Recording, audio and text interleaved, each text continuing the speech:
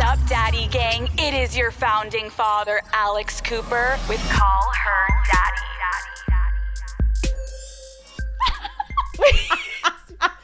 Finally. We did it. We did it. We're here. How's your mic feeling? What do you mean? I can't hear myself. Well, but you like, is it close enough? Oh, I mean, it's fine. Listen, normally I do it with headphones. So it's a little mindfucky. So yeah, so I don't feel like I'm doing a real podcast. Should we be doing headphones? No, I look so much better like this. You look great. Right? I used to do headphones, and I was like, it's giving like more ogre vibe because it's just like so. Well, I'm like just calling you an ogre because you wear headphones in your podcast. But you know what I'm saying? No, it does. But I feel like I can't. Well, I'm not leading this podcast. You are. I can't lead properly if I can hear other things. Oh, okay. Like, do you have ADHD? You're like, no. Maybe. I mean, I used to be addicted to Adderall, but I think I was just abusing it. I don't think I actually no doctor prescribed me Adderall. I did it myself. I did it. That's fair. I just realized I didn't even introduce you. Stassi Schroeder, welcome to Call Her Daddy. Thank you. I'm so excited. No, like I know everyone says that, but I'm ridiculously excited. And this room is so chic. I'm just so obsessed with the color of this. The way it just it's these so used good. to be orange, and I got them in here, and I was like, this needs to immediately change. Like, you don't feel Call Her Daddy vibes from this. What is that noise? A fucking plane. What do you mean? Sorry. No, because there has been something happening with our air conditioner recently that it sounds. Oh. It's like, and then I don't focus. Okay. That's probably I should be wearing headphones. How did you pick your outfit today? We were just talking about Okay, wait, no, I have to tell you this, okay? Because I haven't stressed out this much about a fucking outfit. I can't even tell you. It was harder to pick an outfit for this right now than it is to like go on tour, go on a red carpet, fancy outfits. Because let me explain. Okay. I want to match your vibe. Okay. You know, I'm not here to like act like I'm going to some fancy gala. But you could. While you're wearing sweatpants and a t-shirt. But Alex, not everyone looks as cute as you do in sweatpants as a t-shirt. And when you're pregnant and you feel like you look like a beast, it's extra hard. So like it would have been easier for me to just like really like find a nice dress or outfit that's chic and nice and cool. Like maybe like, you know, a little bit businessy. I don't know, whatever. But these are literally, I think this is like $10 from H&M. I think it's this good. No, I'm not kidding you. These are maternity leggings. You walked in and I said, I literally didn't notice you were pregnant for a second. Like, I have questions about you being pregnant, but I forgot. Thank you. And I'm not just gassing you up. Like, I'd be like, you look pregnant. Like, pregnant women everywhere need to hear that. You know what? If you see a pregnant woman on the street, just be like, you didn't even look pregnant. Like, you didn't even look. It took me a while to realize that's what we want to hear. It's true. And like, the outfit is great because you were worried, like, am I sitting? Like, can you see my belly? First of all, like, let it rock, but also it's because you're wearing all black, you can't really see it. That's what I'm here for. And the chairs are like, also, who gives a fuck? You're pregnant. That's amazing. I know, but I'm not one of those people. I wish I was one of those women like Rihanna that like, you know, has her belly out. I'm like, God, she looks so good. There's so many women that look so great like that. I've never felt that way. I feel best when I'm in bags. Okay. You know? Well, this bag is looking phenomenal today. Thank you. So you're pregnant. How are you feeling? Honestly, I feel really good because this pregnancy isn't during, it feels like it's my first pregnancy because my first one was during COVID. So I wasn't allowed to leave my house. Got it. You know what I mean? So I'm able to live my life this time around. I'm able to work. I'm able to travel. I'm able to go to restaurants. You know, like, you probably didn't have anyone being like super sweet to you and like holding the door. No, I never got that experience. I never got, you know, and that is like a rite of passage as a pregnant woman to be treated like a fucking queen. Wow. And so you didn't get that. Now I'm getting it. So I'm just like feeding off of that energy, you know? Okay, I do love that for you because I agree with you. Pregnancy and COVID obviously probably had pros of like, you don't have to leave the house. You can just so when you did look like a beast, it didn't matter. No one was there. But I'm sure your husband still loved you so much. He says he did. Oh. You're like, we're not divorced yet. So how does he handle your pregnancy? Like, what is he like when you're pregnant? I mean, he really is great. Okay. Like I really did luck out with that, but he can't, like he says that he's like, I give you compliments all the time. I tell you how beautiful you are. I want to have sex with you all the time. I'm always coming after you. And I'm like, it doesn't matter. I need to hear those things from other women. No. I need to hear I look beautiful from other women. I need the compliments from other women. He tries so hard and you're like, to make me feel good about myself. And of course I want my husband to desire me and want me and think I'm beautiful and all of those things. But there's just something about a compliment from another woman that really is what like feeds my soul. That's what keeps me going. No, I get what you're saying. It's like there's a difference between like men objectifying us where like we get it. And like obviously some men also like love when women are pregnant too. No, Bo's like that. Oh, so Bo is like, I wish I could. I mean, yeah, you talk about sex a lot. Please, yeah, I don't know why. I don't know why. This is brain fog. Good Morning America. Sorry, brain fog. No, it's okay. No, he's like, I love your pregnant body. It's so sexy. I love when you change in front of me. I love all this.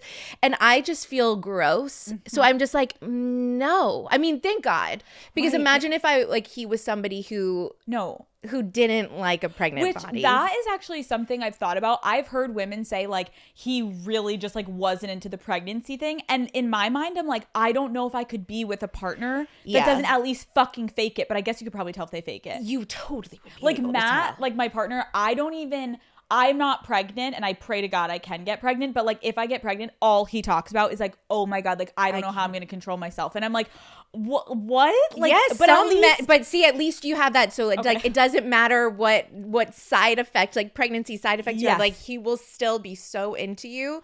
But at the same time, it's a burden because I don't feel sexual whatsoever at all. That's like, I was going to ask you, like, how do you handle, like, I think women are great online that talk about their pregnancy, but there's a little too much glamorization from what I've heard from some moms of like, it's not all fucking great. And sometimes you feel like shit about yourselves. And sometimes it's like not the sexiest that you're feeling. And so like, can you talk about the real shit of like, how are you feeling with your sex life? Oh my God, no, I literally have zero sex drive, but I will say that I am a champion and I take one for the team in my household and I don't let it go like a week and a half. Like I will, if it's like a week and 3 days, I'm like, I should probably do this. Like I'm being selfish right now. Poor Bo. No, but I think that's so relatable. And I feel like people don't like to talk about that of like, sometimes you gotta just, and it's different if you're like hooking up with a random guy and you're like, I guess I have to sleep with him. No. This is your husband. It's your relationship. Sometimes you're like, I'm aware I have no sex drive. Yes. I still love you and I'm attracted to you. And I want him to feel good about himself. And it does bond us. It's like once we do it, I'm like, oh, I'm so glad I did this. I should do this more. Isn't that the worst with sex? You're like, if sometimes you're too in your head or you have no sex drive that month or whatever it is, you're like, I literally can't even get myself there. I know I love him, but like, I'm not there. And then afterwards, you're like, we should do that more. And they're like, fuck you. I know. Fuck you. I literally ask you all the time. I know. Sometimes it just takes like going through the act. Yes, 100%. Yes. Okay, do you have like an alter ego when you're pregnant? This is how I think of myself. Okay. When I'm pregnant, I feel like I'm Santa. I'm not joking. I just feel like this round, jolly like, what being. is your alter ego? Stassi's like, so I'm Santa. Through and through, like for real. Like I look in the mirror and I'm like, everything's round and I'm just jolly and I'm just, I'm so excited about the baby that like, and I'm sober, so like I don't get depressed that easily when I'm pregnant.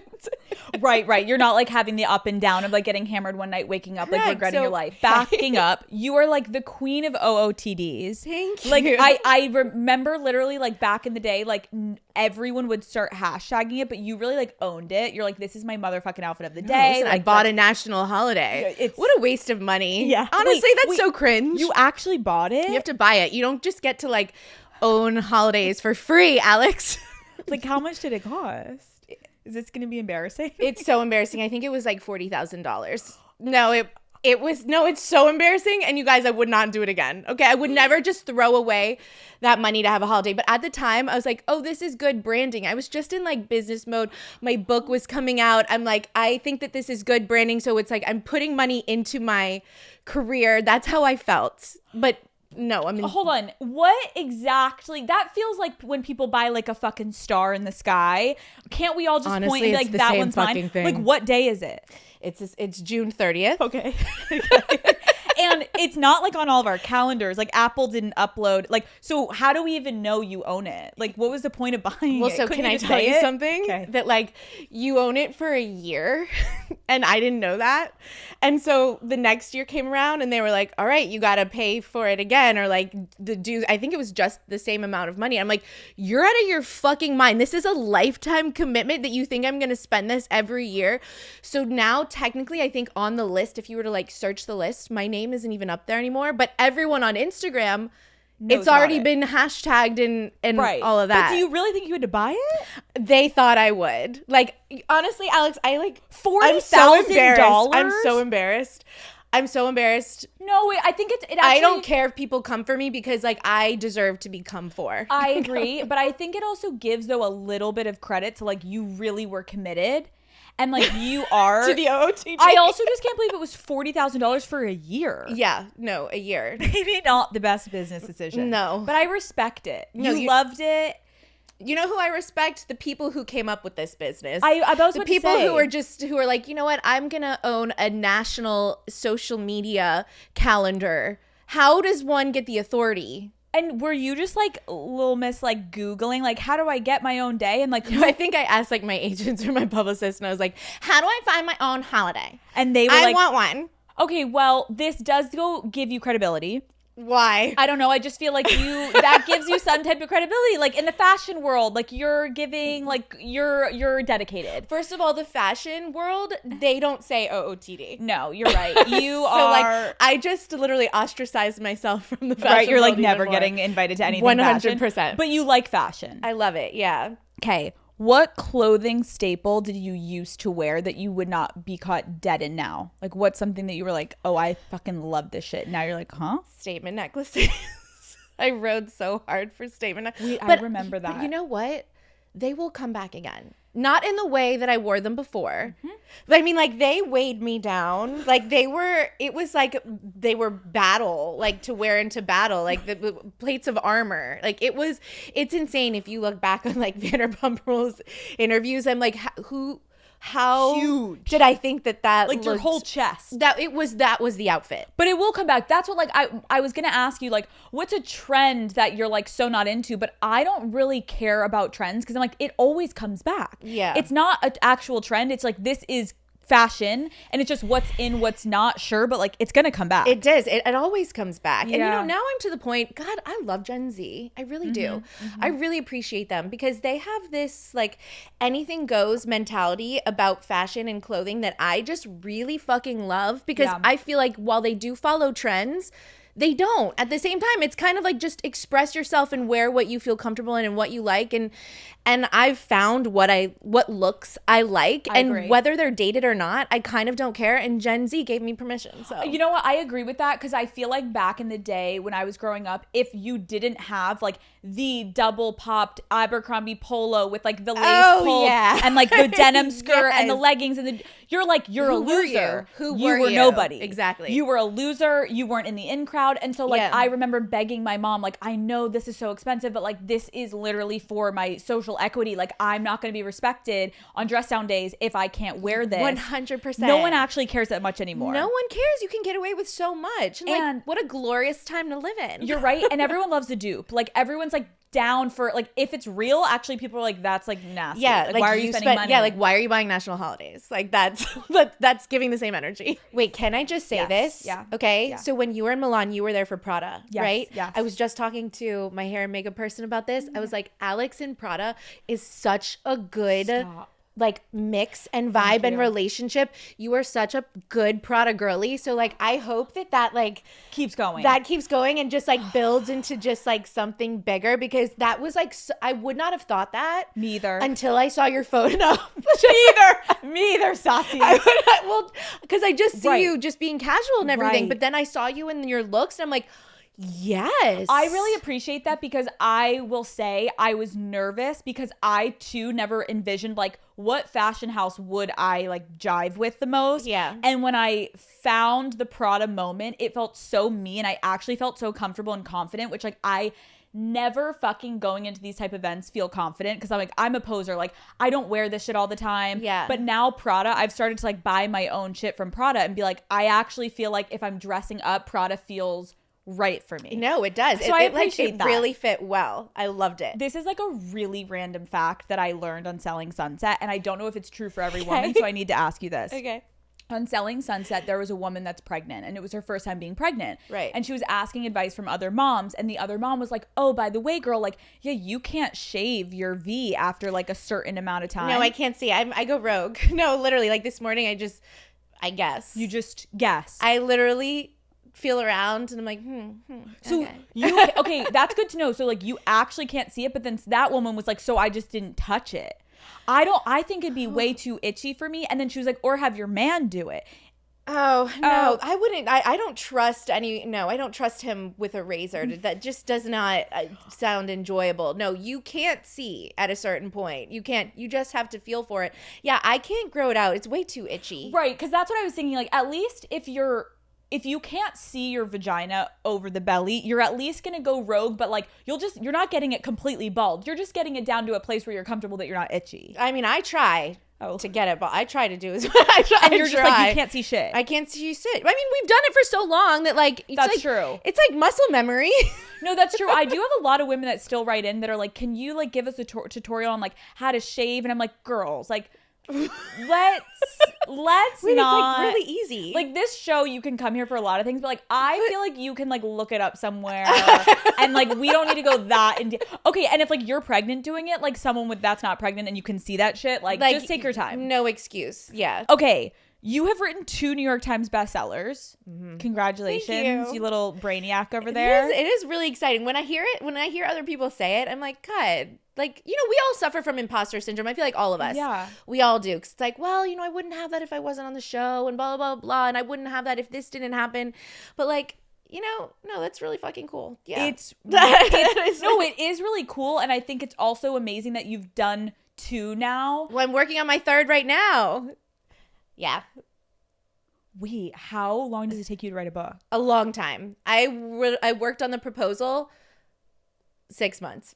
6 months I worked, and it wasn't like that for my second book. And like my first book actually came a lot quicker to me. Yep. Also, this 3rd one, it's harder because like I'm really trying to be the way that I write. It's like I have to be specific about like with one thesis. Yep. Like, and then everything spiders from that.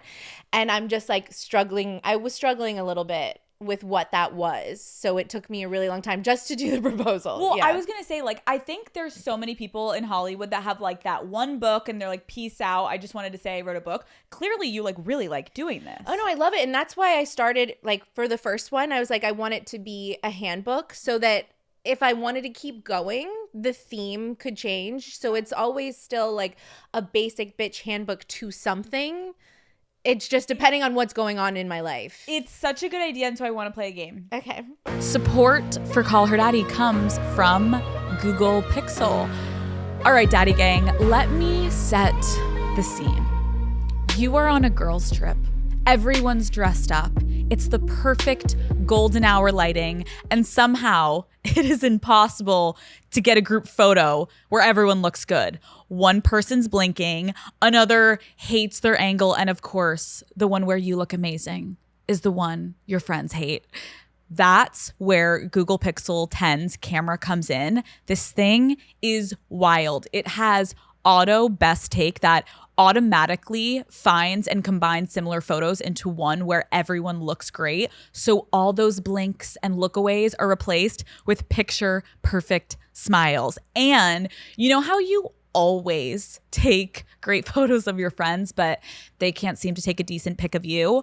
Well, the Google Pixel has a feature called Camera Coach that literally coaches you on how to take the best photo. Left, right, zoom in, step back. It maps it all out. So when you ask someone to take a photo of you, you know it's going to look good. It's the girls' trip essential I didn't know I needed. So yeah, get outside of your comfort phone and try the Google Pixel 10 Pro. Check it out at googlestore.com. Camera Coach results may vary. So the whole like basic bitch handbook, clearly first question is, can you help us all decipher what is the difference, or is there a difference between chuggy and basic? Okay, well, personally, what I think, I think chuggy is kind of cringe. It's like, like cringe clothing or cringe, things that, I don't know. There's a cringe element to chuggy. I personally think that anything that's basic, it's just like leaning in so hard to something that you really love and doing that unapologetically. It's like if you really love rom-coms or if you really love murder docs and just like leaning in, and it's like, oh God, you're so basic. But like but it makes me happy. It brings me joy. It's like leaning into the things that like really bring you joy and not giving a fuck if it's like what's cool. Basic to me kind of is a timeless situation where like basic also means that a lot of people though are doing it, and it's just something that kind of is timeless. Yeah, and and there's a reason those things are popular. Like because they feel good or they make you happy or like, I don't know, they fucking spark joy. So like I love being basic. Santa over here. You're like, I can say it. You can't say it, Alex. Okay, we're playing a game. You're going to tell me if it's basic or not. Okay. And also you can just give me your thoughts on the topic in itself. Okay, number 1. Aperol Spritz. Are you fucking? That's the most basic. No, it's my favorite drink in the whole world. I crave it every day. That's the worst part of pregnancy. The worst part is that I can't have multiple Aperol Spritzes all day, every day. Dude, okay. I make Bo make them, so I'm like, I'm going to have 3 sips, and I literally swish it around my mouth for as long as I can. Spit it out? No, I swallow it. It's like my baby can handle a few sips of an Aperol Spritz. But like, I literally swish it and hold it in there, and I'm like, oh, that felt good. That feels good. That feels good. I love them so much, and I think people consider them basic, but I think they're great. So that's great. Okay, get ready with me videos. Oh my God. So I didn't know what this was, and I'm a big TikTok fan. Okay. And all of a sudden, I just kept seeing GRWM everywhere, and I was like, grown woman? I literally was like, what the fuck is everybody writing grown woman? Like, what is this stuff? Because not all get ready with me videos look the same. They weren't all makeup. Some of them are like picking outfits. So like there was no theme right away. And most of the time it's a woman doing it. Yes. So like I thought grown woman was the vibe. And like it took me like a few months to realize, I feel like, that it was get ready with me. And this is the thing. I tried one. I put one out like 3 weeks ago, and how'd it do? I feel like the kids loved it. Really? Although I will say, everyone was commenting, being like, wow, 2016. No. And I'm like, oh, wait, I was trying to do a thing. You know, I was really trying to do a get ready with me. And everyone's like, this is so nostalgic. You do your makeup like it's 2016. But I'm like, that's because it works for me. Right, who cares? At least you're not trying to like pretend you're in a generation you're not. Yeah, like you know, putting the like foundation, like letting it drop on your face. And like, I can't fuck with that. Like, it kills me. Every get ready with me that I see that people are just dropping the liquid on their face. Like, right. It's so not appealing. Wait, how do you do it?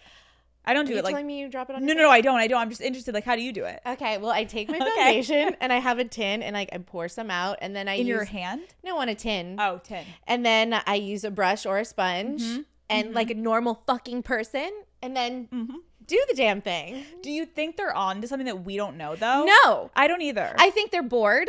And I think that they're just coming up with new ways to do makeup when like what works already is there. So like, I don't get it. The fact that you thought that it was Grown woman. And no, listen, Alex, I also got a lot of comments from people being like, I thought the same thing. So there are lots of millennial women out there who are thinking that it is grown woman. I get it. GRWM, grown woman. How would anyone just automatically know, get ready with me? What about GR makes you think grown?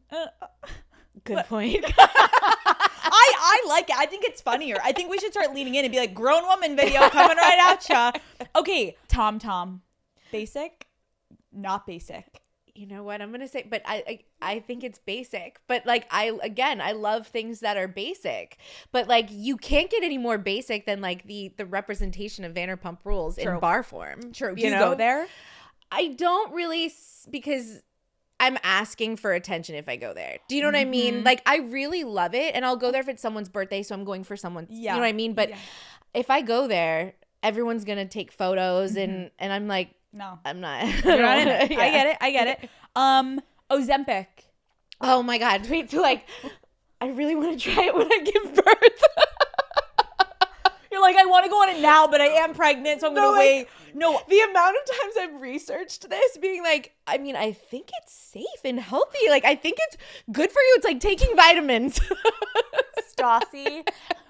How do we put a disclaimer and be like, nothing that was said in this podcast medically, please do not listen to this. But like, come on. It's basic. Anyone who hears about Ozempic has to fucking be curious. You are a liar if you tell me that you have not thought about it. Thought about jumping on that train. I mean, not you don't need it. I don't mean you. No. But like you should think about it. No, I get what you're saying. I think this is what I've started to realize, and maybe it's just like with age. Like I remember one of my things on here was bone broth, and I was thinking about all the debate with Gwyneth when everyone was like, you are like promoting bad eating, that like for people that's not realistic and whatever. And I'm like, why does everyone care? No, like she didn't say to only eat bone broth for you. She was just being honest. Would you rather just lie? Telling her story. She's literally just she's trying to be transparent, which is what everybody is asking of people. Please be honest and transparent. So then you can't get mad about what you hear when someone is being transparent or honest. So have I Googled Ozempic and what it would be like? And am I thinking about it? Yes, I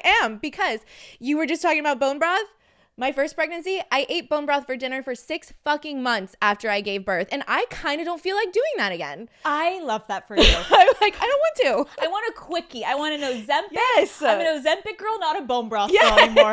We love that. I love the honesty, because that's what I got annoyed where I was like, I think people are really getting too triggered. Like Gwyneth wasn't like, everyone should do this. She was asked what she eats in a day. And instead of being like a cheeseburger for dinner and she just told you, you don't have to do it. Yeah, you don't have to do it. I'm like, would you want her to lie to you? And then you're going to wonder like, wait, why don't I look like this when I'm eating a cheeseburger for dinner? And like I want to know that it's a struggle for Gwyneth. I want to know it's a struggle. Me too. And like, I also love, it's like, people need to realize, I know the whole word influencer is really taken over, but like, look inward if you're being really heavily influenced by every single influencer on the internet. Yeah. Let's just do a little check. Yes. Just a little check in. Just be responsible for yourself.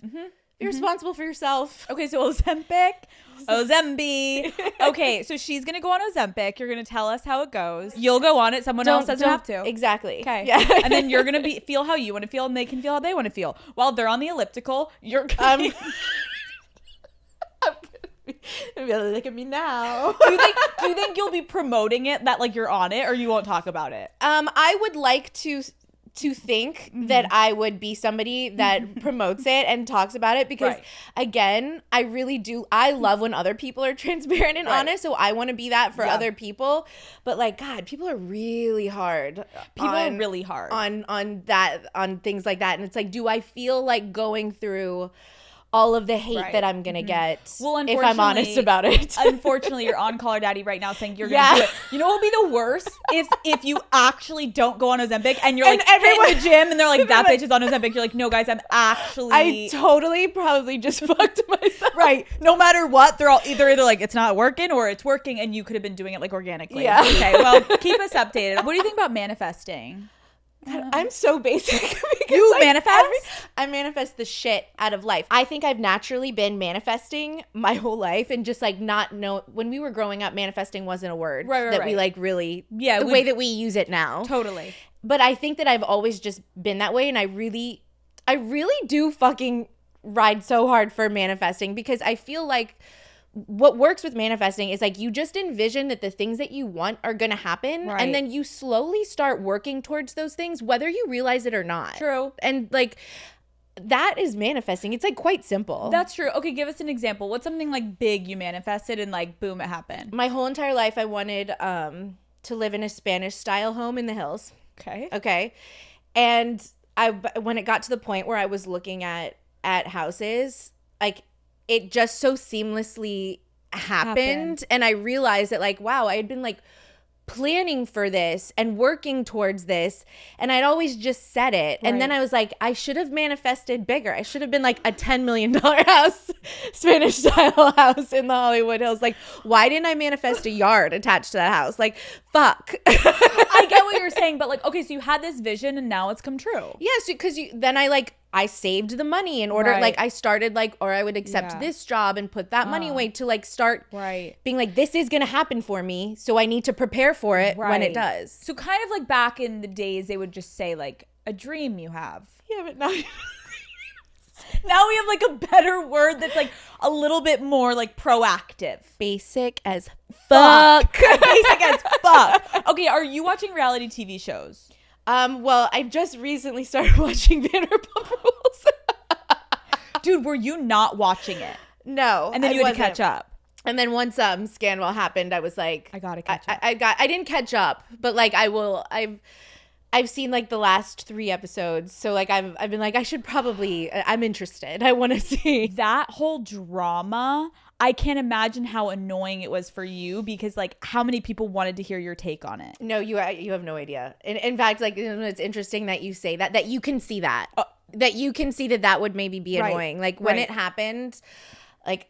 It's like one of those things I joke about this that like, you know, it's like when there's like a natural disaster or a world event and like you never forget where you were that day and like you could be at work or at school and then like you stop what you're doing and like you get with your coworkers and you find the nearest fucking TV and then years later you're like, I'll never forget who I was with and what we were doing.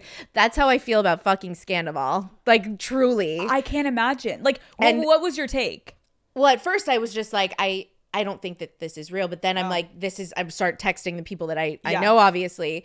And I was like, I mean, just like, I think everyone's the same as everyone's reaction, like, holy fuck. And then I was like, I feel like I'm thrown right back into something that I've been away from for so long. But it's like, is it my place to be a part of it or is it not my place? Mm-hmm. I don't know. And then I have all of these people just DMing me. I mean, I've never been DM'd more about anything than I was about like or commenting and attaching or tagging me in it, being like, I'm gonna need Stassi to weigh in. I'm gonna need Stassi to weigh in. I'm like, but I don't know if it's my place anymore. And I've been out of this for so long that like I think it would be kind of fucking weird if I'm like going on my Instagram and being like, this is my take on and like it's been kind of like a mind fuck, which is weird to say because it's not even happening to me. I kind of agree, you know? And that's what when I had Ariana on, I was like, it was actually so weird because the amount of people that were like, fuck, like we kind of wanted you to have Raquel on, and I was like,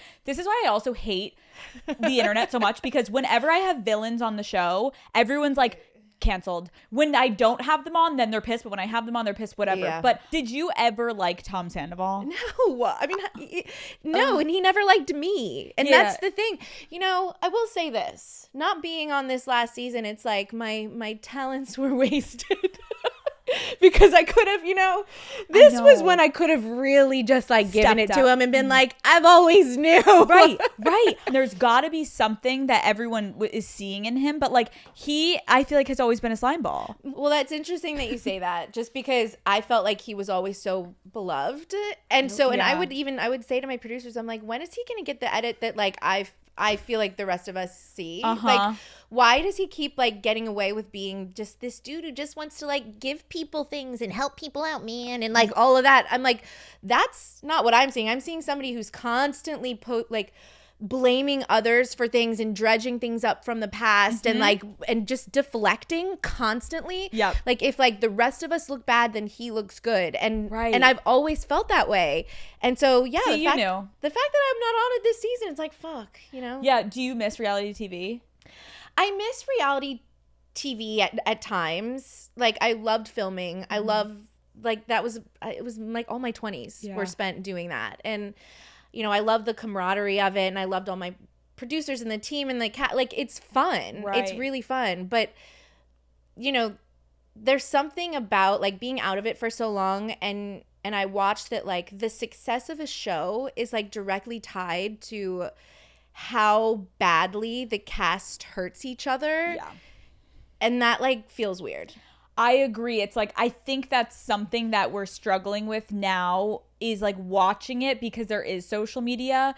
I feel like people are having a harder time like actually choosing a villain because it's also weird of like, but then that person's life is actually ruined on social media and people are getting canceled and people are getting death threats where like back in the day you kind of like never saw the people and it was like, whoa, that was a great show. Where now it's like a little bit like, oh, people have to be really calculated to fuck shit up and like how far are people going to ruin each other's lives and is it honest, is it real, like I don't know. It's weird, it's dark, like when you really think about it, it's fucking dark.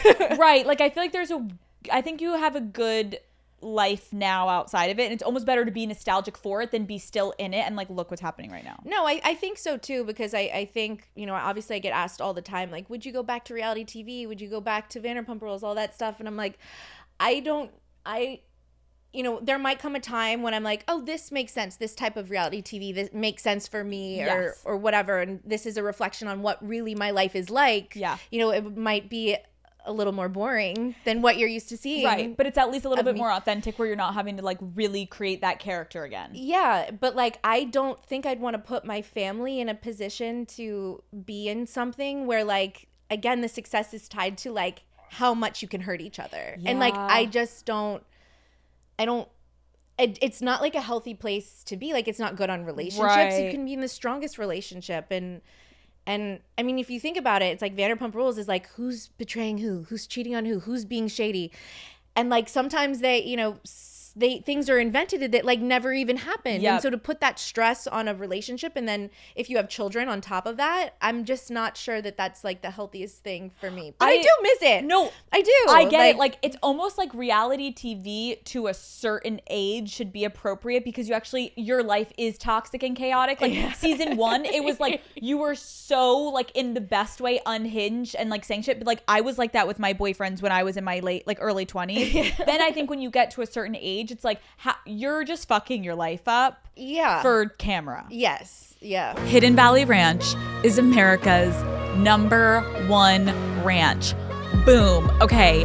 The classic flavor of Hidden Valley Ranch pairs so well with all of your favorite foods, okay? We got pizza, wings, and chicken tenders. Amazing, okay? We all know that. Personally, I've been loving getting a big chicken Caesar wrap for lunch lately, but I can only truly enjoy it with a big side of ranch to dip it in. And Hidden Valley Ranch is a staple. It's in my office fridge. It's in my home fridge. I brought it over to my parents, so it's in their fridge when I go eat there. At home on the weekends, I am very much a ranch kind of wing girl. Matt knows the only way to get me to sit through an entire football game is to have Hidden Valley Ranch and buffalo wings in the living room waiting for me. Hidden Valley Ranch it's the original ranch, okay? They created it in 1954, and there is a reason why it is still America's #1 ranch today. It is packed with all of the best herbs and spices and is perfect for dipping, dunking, or topping whatever you're eating, okay? Visit walmart.com/Hidden Valley to find Hidden Valley Ranch today. Call Her Daddy is brought to you by Old Navy. Okay, from everyday denim to full party looks, Old Navy's got presents at perfect prices for everyone on your list, including yourself. Okay, Daddy Gang, I love my comfy clothes. We all know that. But when it comes to holiday parties, I also like to go all out, okay? And there's just something about this time of year that just makes me want to show up and want to show out. My go-to look is always a mini dress with tights and a pointed toe heel.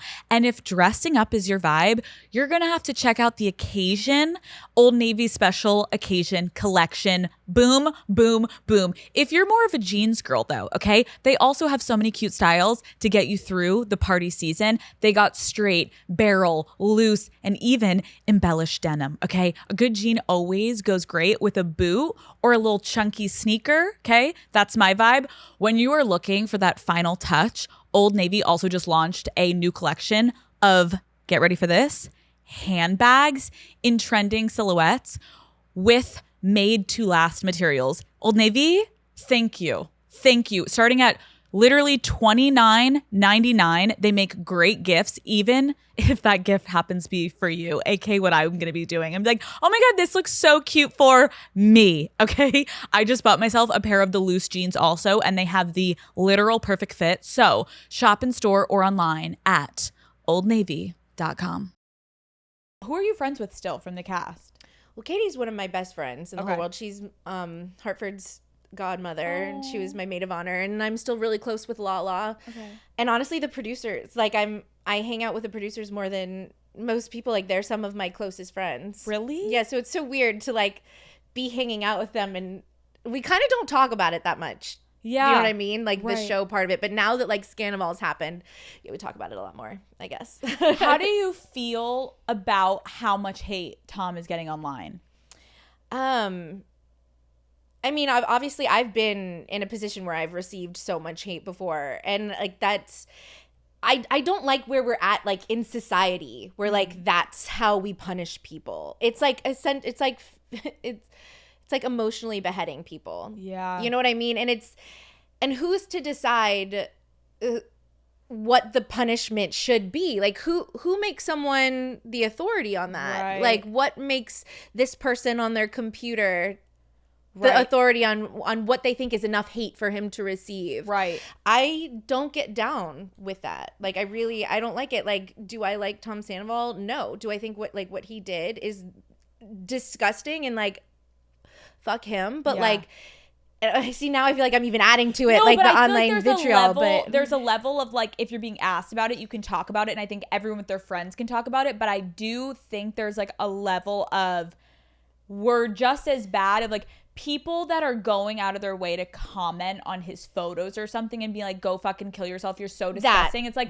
that no one like let's just like not do that as like a group of people. Let's it's just like, not. You probably didn't say that fully to like even your dad when he cheated on your mom, and you guys have a divorced family now. Like there's so many people that have gone through sadly something very similar, like cheating, affairs, like that, and it's awful, but like we don't know these people. So yes, they've put their lives out there for us, but like at what point is it like talk shit to your friends in your group chat, but to actually make an effort to like go wait outside of his house or to go make comments? It's like, let's and at some point like that is how people become incredibly depressed and then suicidal. And it's like, how would we all react if we knew that that's how it ended? It's not right. You were obviously so different back in the day, as we all are, of like in your early 20s versus where you're sitting now. On the show, you were probably one of my favorite characters because it was like, I was watching a scene this morning. I was like telling my friend I was going to sit down with you. I'm like, no, you don't understand. Like, no one was more iconic than Stassi. Like, she would go into these like rage blackouts, basically, that looked like it on screen, where you were just like, I am the devil, motherfucker. Yeah. And like, just the shit you said was like so gold. And I'm like, are you going to ever let your daughter watch the show? I can't hide it from her forever. So of course, I honestly just hope she learns from my mistakes. Like, I hope she sees it and cringes and is like, you were fucking awful, and like, I don't want to talk to you for 2 weeks. And I'm like, fair. And then she just literally goes, that just swings her in the opposite direction, and she just wants to be this like lovely, kind child. But like, that's fair. Okay, how would you describe yourself back then versus now to someone maybe that didn't watch the show? Didn't know you.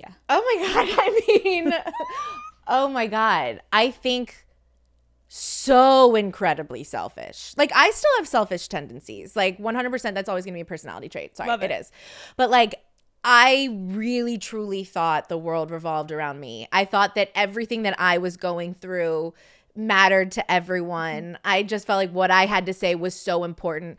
I was also one of those people that's like, I just tell it like it is. You got to just deal with it. And now that I'm older, like, I don't like that about myself. And I think that's such an overrated quality, because all you're saying is like, you don't care about how your words affect other people. So like, sometimes like, it's good to just think before you fucking speak. It's like called being polite and gracious. True. Like, I just like, and there are still people that like, are in that reality TV world that are still like that are just like, well, I tell like it is. I'm honest. Like, if you can't handle the truth, then like, I'm not for you. And I'm like, but do you really want to be that way? I get what you're saying about like holding yourself back for maybe speaking about certain things. But again, the environment that you were in, like, that is what would make you a better person on reality TV. Yeah. No, so totally. It's like, it's almost like you were rewarded when you would say crazy shit. I was. Now it's like when you're in private with friends, maybe we don't bring that into real life. Correct. But I get what you're saying of watching it back. You're like, why did I say? That's how I feel about when I look back at the earlier days of my show. I'm like, why did I say some of that stuff? But that's also life. Yeah, no, that's true. But we just happened to be like recording our lives. Yes, and we were rewarded for it, just like you were rewarded for like things that would come out of your mouth. It's like that's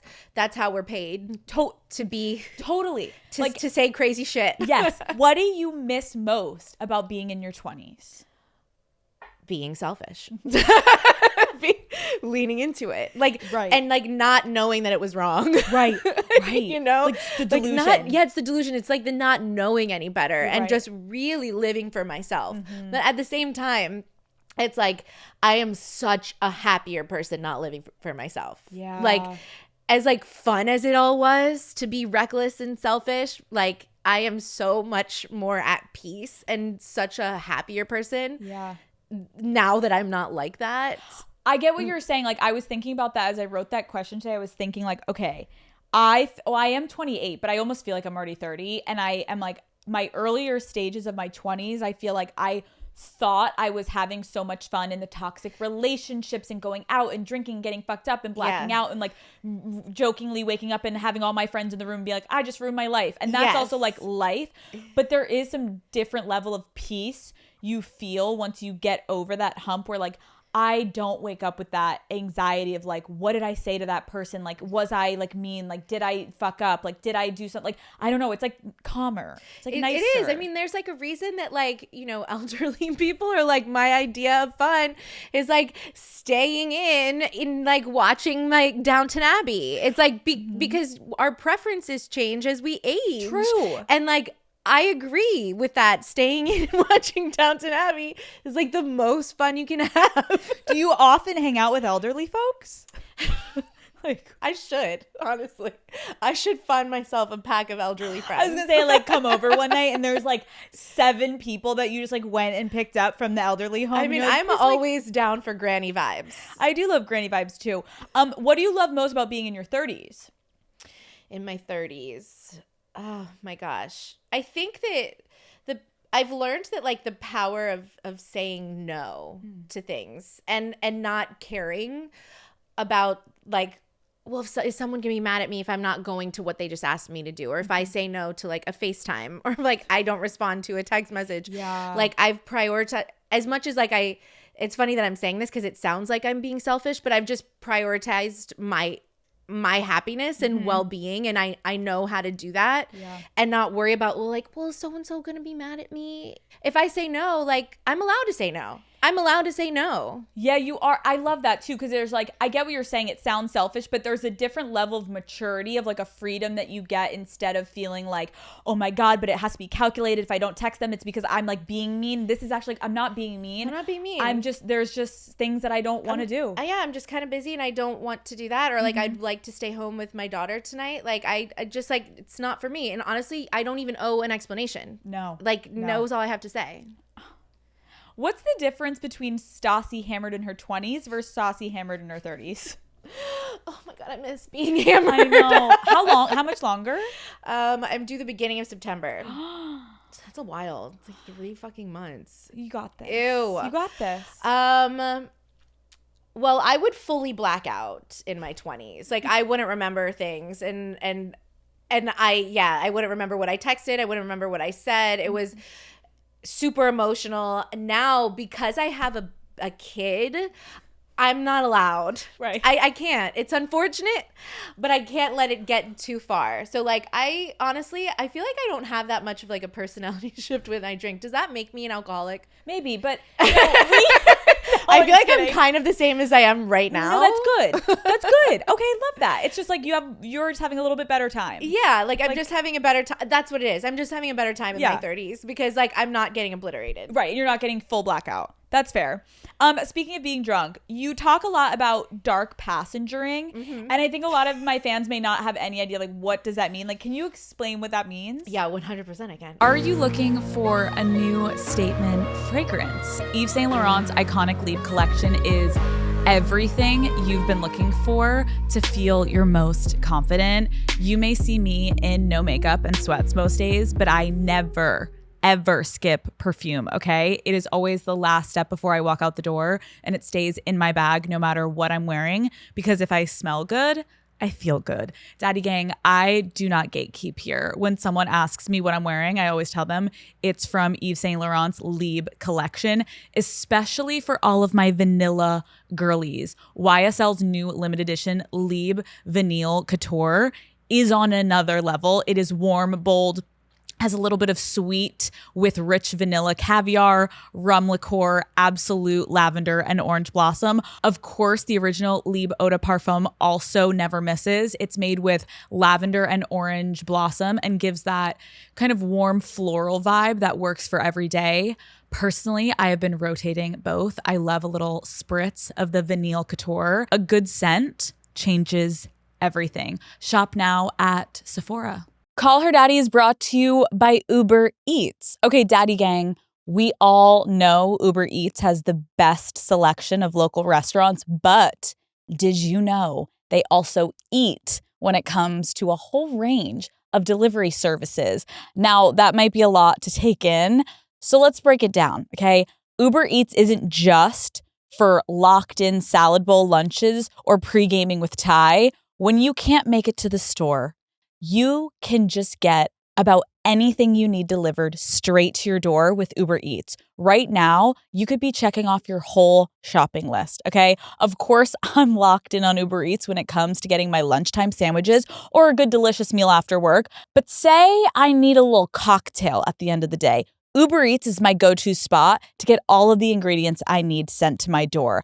I also use Uber Eats for pretty much everything: paper towels, groceries, snacks. I even order a pair of flip-flops to the nail salon, okay? They've got my back no matter where I am. When you can't make it to the store, Uber Eats brings you the store, essentially, okay? There is nothing better than putting on a good show, getting cozy on the couch, and having the perfect meal delivered right to me, along with 5 other things that I forgot to pick up that day. Uber Eats makes it easy to have it all. Get grocery, alcohol, and everyday essentials in addition to the restaurant food you love. So in other words, get almost anything with Uber Eats. Order now. For alcohol, you must be legal drinking age. Please enjoy responsibly. Product availability varies by region. See app for details. You talk a lot about dark passengering, and I think a lot of my fans may not have any idea, like, what does that mean? Like, can you explain what that means? Yeah, 100% I can. I mainly did this. I did this, like, all throughout Vanderpump Rules, but, like, it's became a thing when I started dating Beau, okay? So I would go absolutely psycho on him. Like, I mean, breaking phones, texting him 73 times in a row, yelling, screaming, threatening things, like, violent, okay? When I wouldn't get my way. And normally it was because, like, I would want to leave a party early because, like, granny vibes. So, like, I'd want to go to bed at, like, 11, and he's so social and he would want to stay out later. And I've always had, like, a trigger when it came to that because, like, honestly, I feel validated now because of Scandival. It's like shady things in that group of friends always happen after hours. So I would start freaking out. Like, why does he want to be out with my friends and not coming home with me? And I would go just insane on him. It was like, that's why he would call it the dark passenger. It's like, I would literally see red. Like, anger is like the only emotion that, like, overtakes me. I see red. I can't control it. I can't stop myself. Like, that is what the dark passenger used to be. But again, now looking back, in light of, like, you know, Scandival and all that, I was right to dark passenger. I was about to say, as you were describing that, I think it's totally understandable if your partner for, like, one night occasionally is like, oh my gosh, like, no, I'm having so much fun with my friends, like, I want to stay out. If your partner every single fucking time you guys go out is always lingering and you're going home alone, biggest red flag. You know what? Strange. Yeah. Strange. That's so true. Why would you want to stay and not come home with me? Yeah. Like, no, what? Exactly. I can't imagine wanting to, like, I get it. If, like, I'm having all my friends are there and my fiance's like, I really want to go home exhausted. I'm like, fuck, but, like, I'm having so much fun with my girlfriends. Yeah. Then I'm going to stay out occasionally. But, like, I don't think I've ever been like, I desperately want to stay at this party. I'm not single. I'm not looking for dick. Like, the dick I have is going home. Like, why don't I want to just go home with them? Yeah. No, thank you for validating me right now. But don't you think for, like, a lot of people listening to this probably are like, like, I have this a lot with my partner where, like, they stay out so many more nights than if I'm going home alone, or, like, they're going out without me all the time. Like, I guess to each his own. I personally wouldn't be down because I just wouldn't understand, like, why would your partner always want to be out without you? No, I completely agree with that, and that was always my argument. I'd be like, so thank you. What is it that you want to be doing? Like, what is more fun than just, like, going to sleep with me right now? No, and I also get the trigger of, like, if you have ever been cheated on, or, again, and that's what would happen. Like, you know, when Kristen and Jax, like, season 2 or whenever, when, like, they did their thing, like, that was always like after hours, after the party, after I had gone home. Like nothing good happens. So nothing good happens after hours. So like it made me feel so weird when Beau would want to just stay out. And so that's when we put a name to the dark passenger. But the dark passenger can really just like, it means like anytime you just literally see red and like anger is the only thing and you can't reason. There's no logic. Yep. I feel like you had a lot of that for like birthday parties. Yeah. Let's talk about your birthday.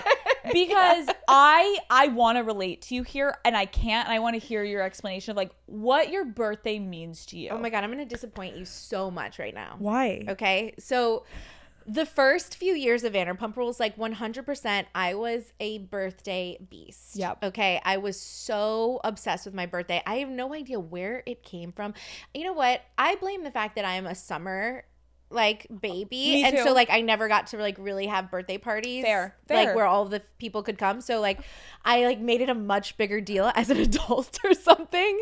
But like after the first few seasons of Vanderpump Rules, I stopped caring. Okay. I like got it out of my system. That's great. Bravo would never let me stop caring. Bravo was like, no, but like this is a bit. This is your thing. Like people relate to this. This is like you are the birthday queen. And literally to this day, when people come up to me, like 50% of the time they're like either saying the quote about the devil or like Pinot Grigio, and the other 50% of the time it's like, thank you for making me feel good about my birthday. Dude, I remember watching it, and like to people that didn't watch those seasons, like the rage that took over you of like, it's my fucking birthday, sit down. I know. And like be present. And I was like, I loved watching it, but I don't relate to that. And so I was like, I wanted to hear today. I think it's great. You're over it. Yeah. So for your birthday now, you don't really care. No, I don't really care. I think I was just always just like channeling main character energy, you know? And I like get when you're trying to have main character energy, you need to care about your birthday.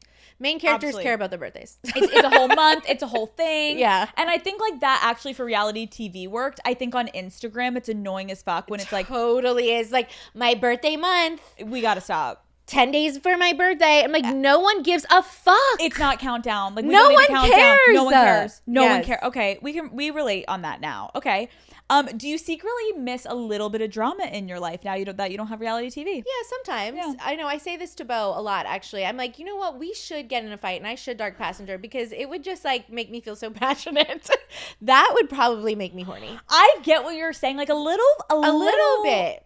A little friction. No, a little bit. I remember when we were in Vegas in December, actually, when I conceived. No. We were walking past the sign for Absinthe. Have you ever been to that show? No. Oh, it's so good. Is it good? Yeah, it's really Okay. good.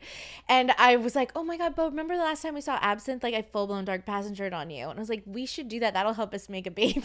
Stop. And he thinks I'm insane, and he thinks that's so unwell. But like, I just think that I think makeup sex is fun. I agree. I think men have like a little bit harder time like playing the role of like, we're fighting, but like it's not really a fight. And they're like, I don't understand. No, like, am I in trouble? Like, stop. 100%. And they get scared. Like, I try to do it with my partner all the time. Like, just light little tinges here and there can be fun. Yeah. Not all the time, but like a little. Like, I'm like, we've been so good. Let's not be so good. Like, let's have to come back. I want to miss you. I want to be like, I want to be scared that I'm gonna lose you. You know? And like, even though I know I'm not, like, let me just pretend. And like play with it. I feel like guys can't get there. No, not. But I kind of, okay, did you ever at one point like bring your trust issues in your past into your relationship that like it really affected you guys? Yeah. Oh, past the dark passenger of like staying out late, was there anything else? Yeah, well, we started going to therapy like really early on into our relationship, because I had all of those freak out moments and I just didn't trust him, and he didn't understand where it was coming from, because he had never given me a reason for me not to trust him, and we had to like talk through it. And the more like we went to therapy, the more then he was like, thank you so much for articulating this, for communicating this, because I understand that must have been really hard to have like this happened to you, to have your friend do this to you, to have, you know, other times that I had been cheated on. Like, I get it now. And like, then we were able to work together. But like, yeah, it really affected our relationship. Yeah, I love that you have openly talked about like couples therapy because I think there's such a stigma of like,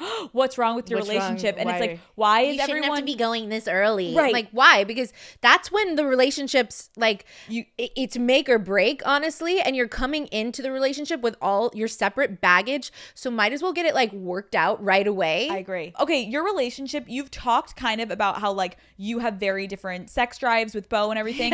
Give the girlies tips of like, how do you keep things intimate without at times being actually physically intimate? Like, what do you guys do? Honestly, Alex, I need the fucking tips. I need the tips. I think that Beau and I are really good at quality time. Yeah. Like we talk to each other. Like we spend time together. Like we're really good at parenting together. Like I know that doesn't sound romantic, but like when you're aligned in how you view things like that, like when you get into a relationship with someone, you get married to someone, or you decide to have a child with someone, you better really fucking like that person, because when you have a kid, y'all are in it. You're fucking in it 24/7. Like, and so there are going to be days that are kind of boring, and you better really just like being around that person while doing all of the monotonous, mundane shit. Yeah, that's such a good point. Like, I was thinking about you and like having watched some of your relationships very toxic in the past to then like Beau seems like the complete opposite of like stable, normal, romantic, loving, sweet. Like in the beginning, did that freak you out? It didn't freak me out, but I made it.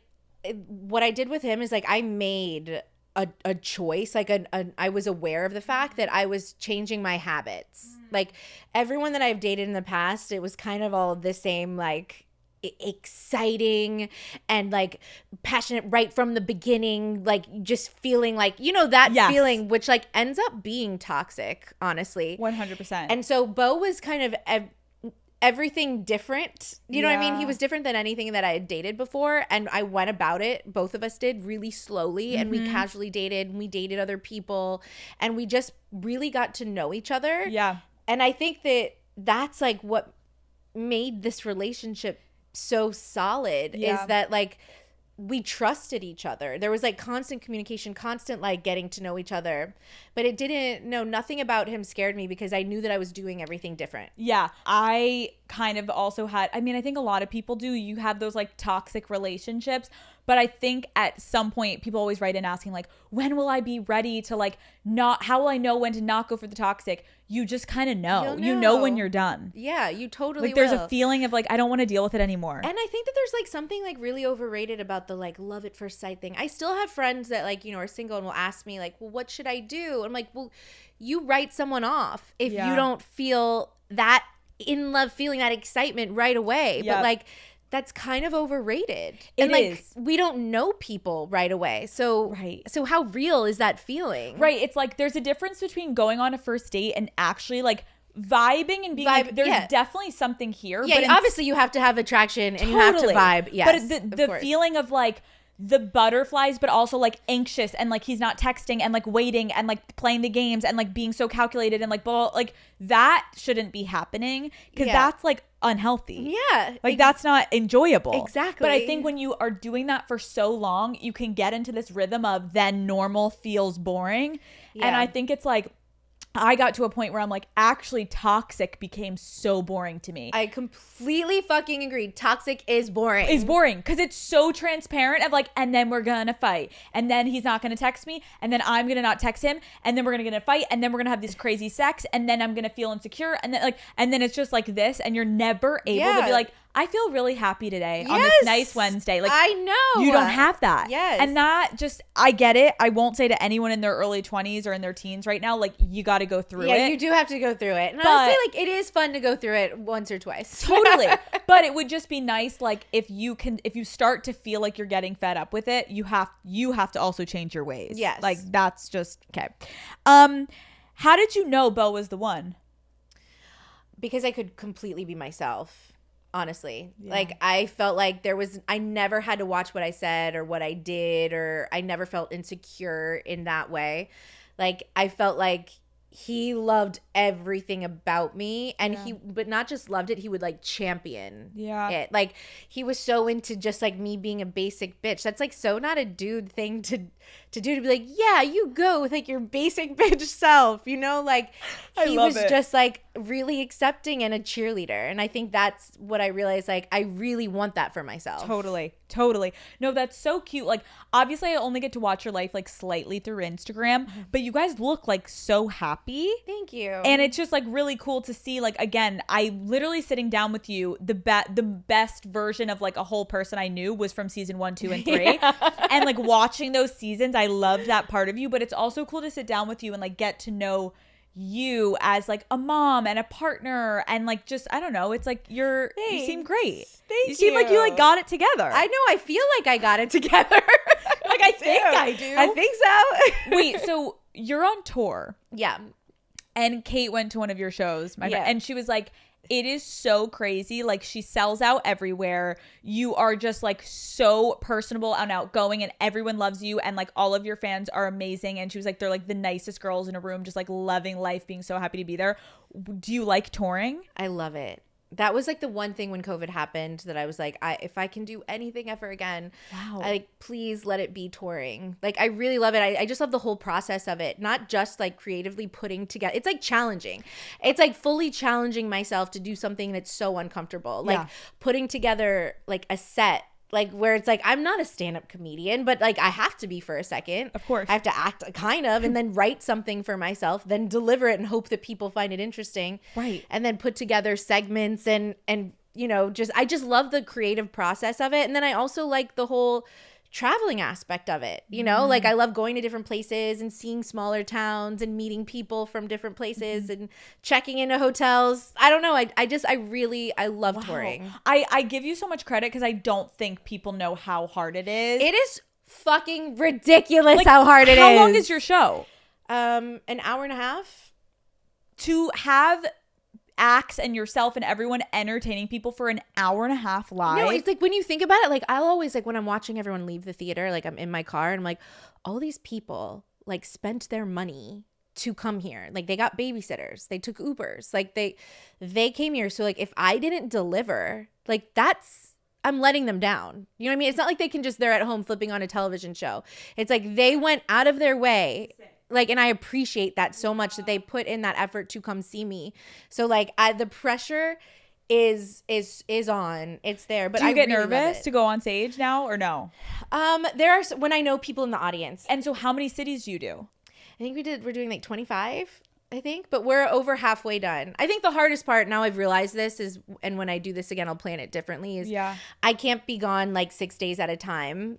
I miss Hartford too much. Like, so those last 2 shows, like I kind of just like end up not caring because I'm feeling down. Wanting to go to your daughter. I just want to go home and like be a mom. And so like I've realized that I think that the next time around I'll be like, okay, like 3 days. Yeah. Then we get home. Like 3 days, then we get home. Do you get exhausted by being pregnant and touring at all?